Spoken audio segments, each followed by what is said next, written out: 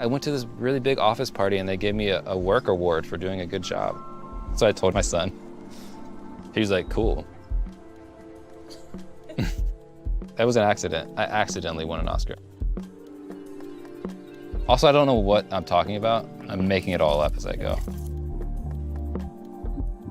My parents were super supportive. My mom's an artist, she's a photographer, so she got it. My dad is a lawyer, which is just kind of another type of storyteller. When I went to film school and I went through the process, being on set was just an excuse. I just wanted to get through it as quickly as I could so I could start actually making what to me was making the film, which was editing. I graduated and saw a posting for documentary editor at Alabama Public Television, and I was like, there's no way I'll get a job. I'm just out of college. I don't have any experience. They hired me.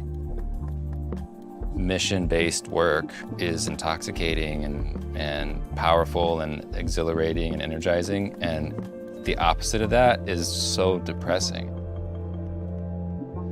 I was at work one day and I watched a film called Until the Quiet Comes by Khalil Joseph.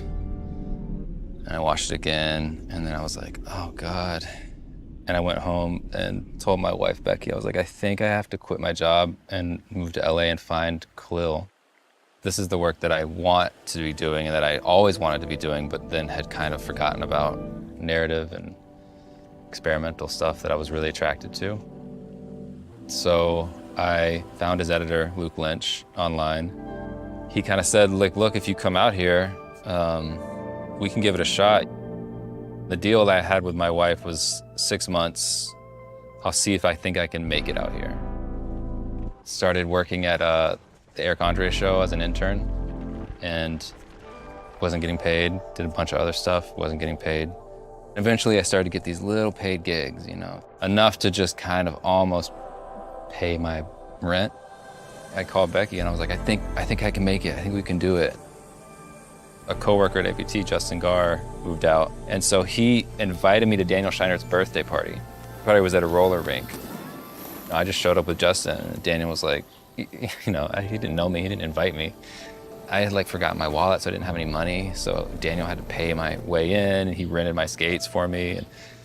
But we skated around and I just kind of like fell in love with this group of friends that led to Turn Down for What.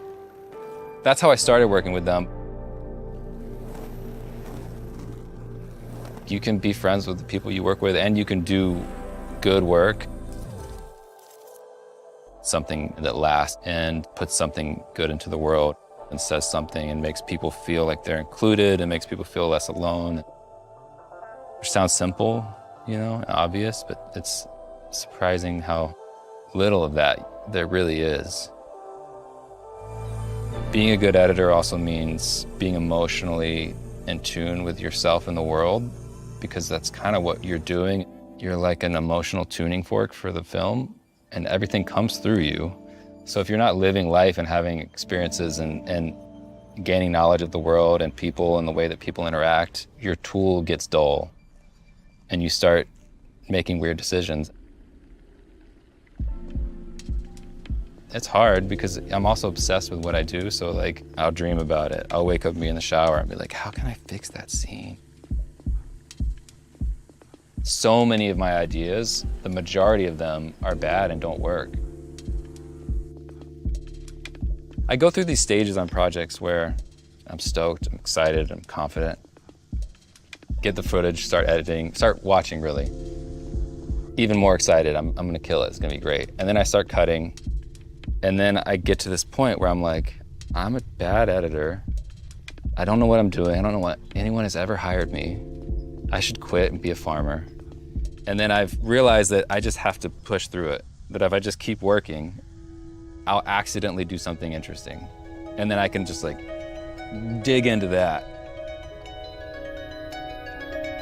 My process is like so different always because a lot of it's just keeping myself from getting bored and keeping myself from getting into these like repetitive patterns that can creatively kind of screw me up.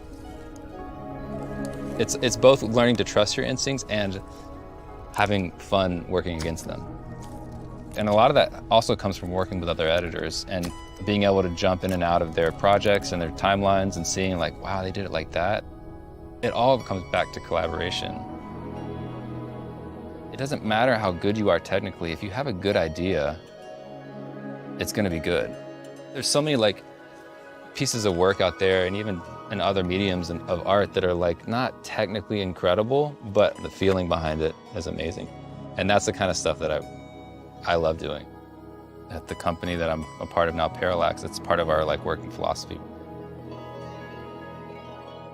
The journey with the film and Everything Everywhere and all the awards and the Oscars is amazing, but I think I'm more like blown away by the fact that I am running a company with these people that changed my life, uploading this thing to the internet that I watched in Alabama in an office. Luke, Graham Zeller, and Khalil Joseph, who's the director of Until the Quiet Comes. And that's like way cooler to me. I love my work. The end.